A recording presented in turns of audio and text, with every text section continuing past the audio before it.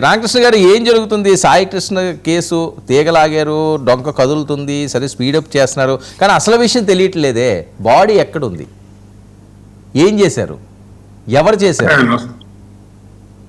Sir ఇప్పుడు నమస్తే అందరికి, మీకు అలాగే చర్చలో పాల్గొన్నటువంటి పెద్దలు మిత్రులు జోపుడి గారికి, అలాగే చంద్ర సంవత్సరం గారికి, మా పెద్దలు ఆంజనేయ రెడ్డి గారికి, మీకు ప్రేక్షకులందరికీ నమస్కారం. సార్ మాట్లాడండి. అదే మాట్లాడటానికి ఎటు నుంచి మొదలెడదామని ఆలోచిస్తున్నాను. మీరు ఎటు నుంచి అన్న మొదలు పెట్టండి, అధికారంలో ఉన్నారు కదా. అంటే మానవ హక్కుల గురించి మాట్లాడాలా, సమాజంలో బాధ్యతల గురించి మాట్లాడాలా, అధికారుల యొక్క ఆత్మస్థైర్యం గురించి మాట్లాడాలా, ఏ విషయం గురించి మొదలు నుంచి మొదలుపెట్టి చివరితో ముగించాలి అనేది ఆలోచిస్తా ఉన్నాను. ఎందుకంటే భారత రాజ్యాంగాన్ని రచించారు డాక్టర్ బిఆర్ సాహెబ్ అంబేద్కర్ గారు, బాబాసాహెబ్ అంబేద్కర్ గారు. రచించినటువంటి రాజ్యాంగాన్ని రాజ్యాంగంగా అమలుపరచాల్సినటువంటి బాధ్యత, ఇంకేం చేయాల్సిన పని లేదు. అసలు నేను ఎన్నోసార్లు చెప్తా ఉన్నాను, ఏదేదో చేయాలి. మీరు ఒక్కసారి ఇక్కడ కూర్చున్న వాళ్ళు ఎంతమంది రాజ్యాంగాన్ని మొదటి నుంచి చివరి దాకా చదివారు అంటే నేను వేరే ఉద్దేశం అనట్లేదు. అంటే ఒక్కసారి చూస్తే అన్ని దానిలోనే పొందుపరచబడి, మనం మాట్లాడే సంక్షేమం అక్కడే ఉంది, అభివృద్ధి అక్కడే ఉంది, ప్రతి అంశం అక్కడే ఉంది. బియాండ్ ద లిమిట్స్ వెళ్తే ఏమవుతుందో కూడా అక్కడే ఉంది. అది కాకుండా మిగిలినటువంటి చట్టాలని పరిస్థితులకు అనుగుణంగా చేయాల్సినటువంటి అవసరాన్ని, బాధ్యతని చెప్పడం జరిగింది. ఈ చట్టాలను చేయడానికి చట్టసభలు ఏర్పాటు చేయడం జరిగింది. చట్టసభలలో సభ్యులు ఏ విధంగా చట్టాలు చేస్తా ఉన్నారు, ఎంత చర్చ జరుగుతూ ఉంది అనేది చూస్తా ఉన్నాం. ఇంకా దాని గురించి ఇప్పుడు నలుగురిలో నేను అనుకో భిన్నాభిప్రాయం ఉంటుందని నేను అనుకోవటం లేదు. వాటి గురించి నేను ఇప్పుడు ప్రత్యేకంగా మాట్లాడుకోవటం లేదు. అయితే ఇక్కడ ఒక వివాదాస్పదమైనటువంటి లేదా ఒక అనుమానాస్పదమైనటువంటి ఒక సంఘటన జరిగిన తర్వాత దానికి ప్రభుత్వం స్పందించింది, లేదా సరే ప్రతిపక్షం స్పందించింది, లేదా మానవ సంఘాలు ఇతర పక్షాలు స్పందిస్తా ఉన్నాయి. దానికి సంబంధించి ఒక విచారణ న్యాయస్థానంలో కొనసాగుతా ఉంది, ప్రభుత్వ పరంగా కొనసాగుతా ఉంది. దీనికి సంబంధించి జరిగేటువంటి దాని మీద రకరకాలైనటువంటి ఊహాగానాలని వ్యాపింప చేయటం వల్ల అది అసలు ఏం జరిగింది, ఎందుకు జరిగిందా లేదు, అంటే ఇది ఎవరికి వాళ్ళు మాట్లాడేటువంటి ఈ మాటల వల్ల అంటే అక్కడ జరిగేటువంటి ఇన్వెస్టిగేషన్ ఇంకోటో ఏమీ కూడా ఎఫెక్ట్ అవుతుందని నేను అనుకోను. ఎందుకంటే ఇటువంటి ఒక ప్రత్యేకమైనటువంటి కేసుల్లో ఎటువంటి ఇన్వెస్టిగేషన్ ఆఫీసర్ అయినా సరే ఉన్నది ఉన్నట్టుగా పర్ఫెక్ట్ గానే చేయాల్సి వస్తుంది. సరే అది ఏం జరిగిందో కూడా నాకు తెలియదు, మీకు తెలియదు. ఇప్పుడు మీరు ఇందాక అన్నట్టుగా ఎవరి కాలం ఊహాగానాల్లోనే ఉన్నాం. సరే ఏమైనా ఆ ఊహల్లో ఇలా జరిగి ఉంటుంది, ఎందుకంటే ఇంతకాలం పాటు ఆయన కనపడతలేదంటే ఏదో జరిగి ఉంటుంది అనేటువంటి దానికి ఒక నిర్ధారణకు రావడానికి, ఒక ప్రాథమికంగా ఒక అంచనాకు రావడానికి మాత్రం అవకాశం ఉంది తప్పించి ఇప్పుడు దాకా ఏం లేదు. ఇప్పుడు మీరే చెప్తా ఉన్నారు ఒక గౌరవ ఎమ్మెల్సీ గారి గురించి, ఆయన ఎక్కడికి వెళ్ళిపోయాడో లేదా పోలీసు, అంటే నేను ఇక్కడ మాట్లాడేది అదే సార్.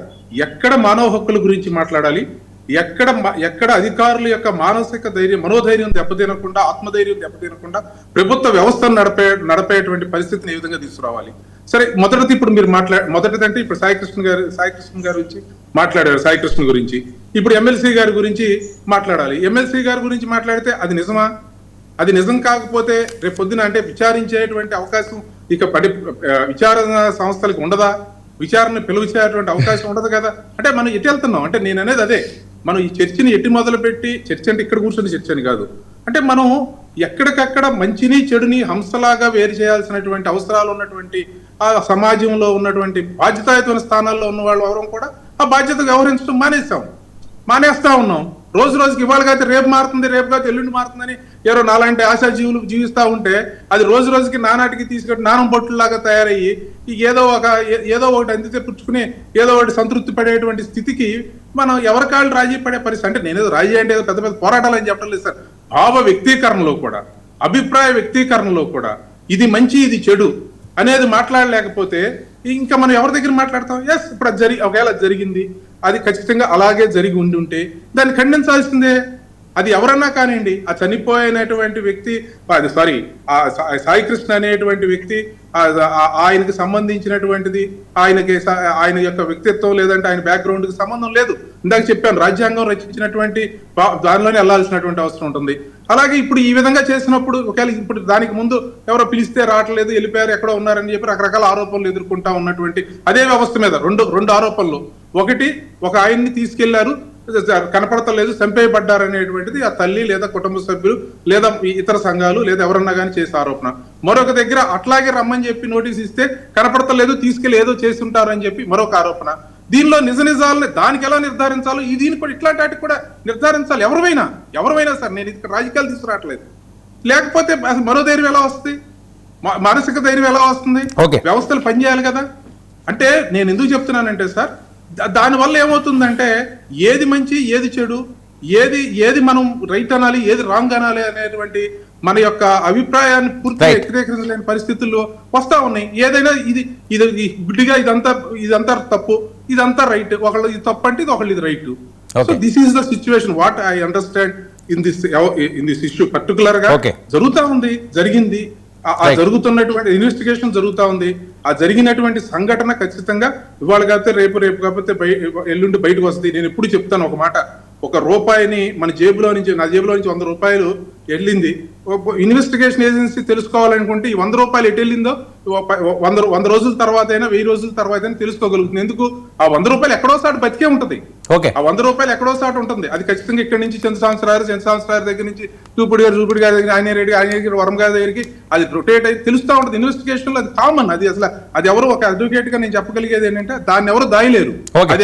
అది ఖచ్చితంగా అసలు ఆధారాలు లేకుండా అయ్యేటువంటి పరిస్థితి వ్యవస్థలో అది సామాన్యంగా అది అంత తేలికైతే మాత్రం అనుకుంటున్నాను. చర్చిద్దామండి. సాంబశివరావు గారు నమస్కారం అండి. వర్మ గారు నమస్కారం సార్. సార్ ఏంటి ఈ సాయి కృష్ణ ఎపిసోడ్ ఎటువైపు వెళ్తుంది? వాళ్ళేమో లొంగిపోయారట. సరే లొంగిపోయారు, ఏమన్నా చెప్తారు అంటే అసలు విషయం చెప్పట్లేదు, అన్నీ చెప్తున్నారట. అక్కడ ఉన్నారండి, ఇక్కడ ఉన్నారండి, ఎలా తీసుకొచ్చామండి, లాకప్లో ఉంచామండి, అక్కడి నుంచి హాస్పిటల్కి తీసుకెళ్ళామండి. ఆర్ఎంపీ డాక్టర్ వచ్చి నాకేం తెలుసండి, వాళ్ళు ఏదో ట్రీట్మెంట్ చేయమన్నారు, నేను తీశాను, పోలీసులు వచ్చి ట్రీట్మెంట్ చేయమంటే నేను చేయకుండా ఉండే పరిస్థితి ఉంటుందా అని ఆయన చెప్తారట. మరి వీళ్ళకి విషయం పూర్తిగా తెలిసి ఉంటుంది. లొంగిపోయిన వాళ్ళు కావనియండి, నాగరాజు కావనియండి, ఆయన అరెస్ట్ అయి ఉన్నాడు. సిట్ ఎంక్వైరీ చేస్తుంది, సిబిఐ ఎంక్వైరీ చేయాలి అంటున్నారు, లేకపోతే సీనియర్ జడ్జితోటి ఎంక్వైరీ చేయాలి అంటున్నారు. బాడీ ఇప్పటికొచ్చి కనిపించట్లేదు. ఆ తల్లికి చనిపోయింది అని చెప్పి మెసేజ్ కూడా ఇచ్చారట వీళ్ళు. చచ్చిపోయాడు మీ వాడు, ఏదో తలంటిసుకో, ఇంక నీ పని అయిపోయింది, లేకపోతే ఇంకేమీ లేదు, ఇంకా ఆయన మర్చిపో అని చెప్పి ఎప్పుడో నాగరాజు చెప్పారని ఆవిడ చెప్తున్నది. సో ఆవిడ బూడిదని అడుగుతున్నదండి. ఇది చాలా విచారమైంది. అతను రౌడీస్ట్ అవ్వచ్చు, లేకపోతే రేపిస్ట్ అవ్వచ్చు, లేకపోతే ఉన్మాద్ అవ్వచ్చు, ఎవడన్నా అవ్వచ్చు. కానీ ఈ జరిగిన ఈ తంతంతని అసలు ఎలా చూడాలి? దీనికి ఎండ్ కార్డ్ ఎక్కడ, ఏం జరుగుతుంది? వర్మగారు, మీకు పెద్దల ఆంజనేయ రెడ్డి గారికి, ప్రభాకర్ గారికి, గొట్టిపాటి గారికి, వీక్షకులకు అందరికి కూడా very good evening. Good evening sir. Sai Krishna ఉదంతంలో ఆ ఇన్సిడెంట్ లో ఇంతవరకు ఏం జరిగిందో ఇది గనక జాగ్రత్తగా మనం ఇన్వెస్టిగేట్ చేసి ఒక ఫైనాలిటీకి తీసుకురాలేకపోతే, ఆబ్జెక్టివ్ గా దీన్ని విచారించి ఆబ్జెక్టివ్ గా ఏం జరిగింది అని ప్రజానీకానికి చెప్పలేకపోతే పర్యవసానం ఇమీడియట్ గా ఈ దువ్వాడ కేసులో ఏం జరుగుతుందో అది జరుగుతుంది. అంటే పోలీస్ స్టేషన్ కి విచారణ కోసం రమ్మన్నంత మాత్రాన అరెస్ట్ చేశారనో, కిడ్నాప్ చేశారనో, లేదంటే ఆ వర్షన్ ఏంటి, అరెస్ట్ చేసేసారు, ఈయనేదో చేయబోతున్నారు కాబట్టి వెంటనే నాకు ఏం జరిగిందో చెప్పాలి అని ఆయన అంతటా ఆయన కారు వేసుకుని ఎక్కడికో వెళ్ళిపోయినంత మాత్రాన వెళ్ళిపోతే పోలీసు వాళ్ళు ఇప్పుడు ఏం చెప్పగలరు, ఏం ప్రూవ్ చేయగలరు? కానీ ఒక షాడో అయితే క్రియేట్ అవుతుంది. పోలీస్ మీద ఒక పెద్ద అభాండం వేసేస్తున్నామా. వాళ్ళు అరెస్ట్ చేశారు, కానీ అరెస్ట్ చేశామని ఒప్పుకోవట్లేదు.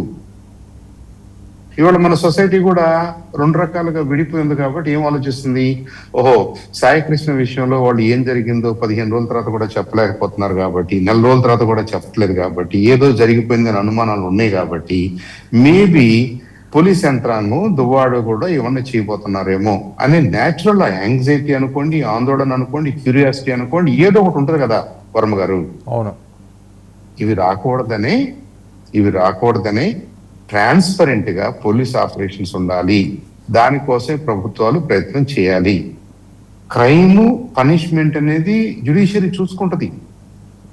క్రైమ్ పనిష్మెంట్ విషయాల్లో సహకరించడం వరకు, ఇన్వెస్టిగేషన్ వరకు పోలీసులు చేసుకోవాలి. అది కూడా ట్రాన్స్పరెంట్ గా చేయాలి అని ఎందుకు ఆశిస్తుందంటే సివిక్ సొసైటీ ఇదిగో ఇలాంటి ఆందోళనలు, ఇలాంటి అపవాదులు, ఇలాంటి లేనిపోయిన ప్రచారాలు ఇవన్నీ జరిగినందువల్ల మనందరికి కూడా ఒక రకమైనటువంటి అభద్రతాభావం కలుగుతుంది. Society will continuously live under threat.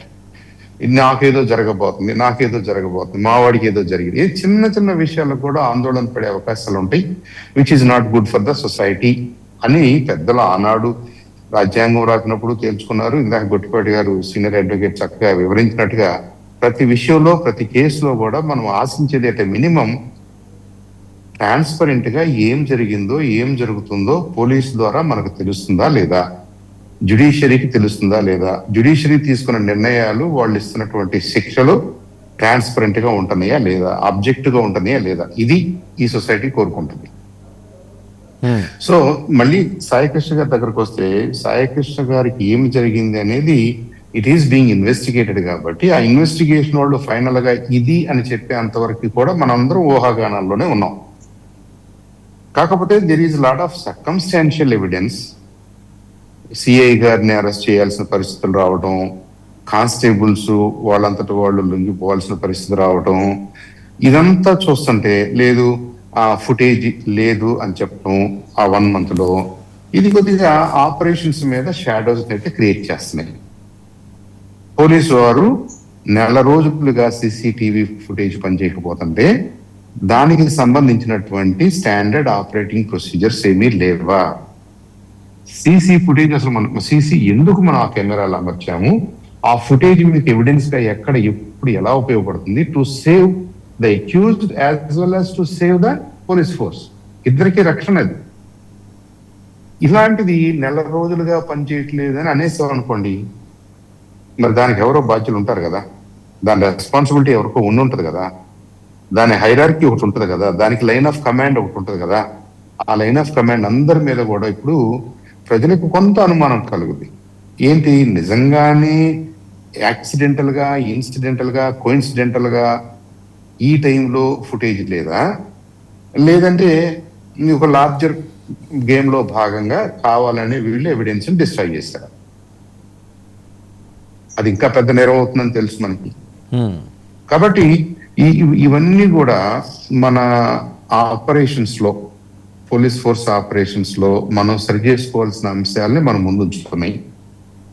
I think ఇప్పుడున్న సిట్టు వాళ్ళు ఇంకొద్దిగా జాగ్రత్తగా వీటన్నిటిని ఇవాల్యుయేట్ చేసి, ఇక్కడ మనుషులు కాదు ఇంపార్టెంట్, ఎవరైనా తప్పు చేస్తుంటే వాళ్ళని శిక్షిద్దాం, that is one part of the story, that is minor part of the story actually. ఇలా సిస్టమిక్ గా గనక మిస్టేక్స్ జరుగుతుంటే ఆ సిస్టమిక్ మిస్టేక్స్ ని మనం సరి చేసుకోలేకపోతే I think that is going to haunt the force and the police force becomes irrelevant కాదు, డేంజరస్ అయిపోద్ది సొసైటీ. అవును, the very core of our democracy will be a question కాబట్టి. So hopefully we will get to the bottom of this. Saikrishna గారి కేసులో కూడా నిజమైనది ఏం జరిగింది అనేది ఈ సిట్ విచారణలో తేలుతుందని ఇంకా నాకు ఆశాభావంలోనే ఉన్నాను. Okay, right.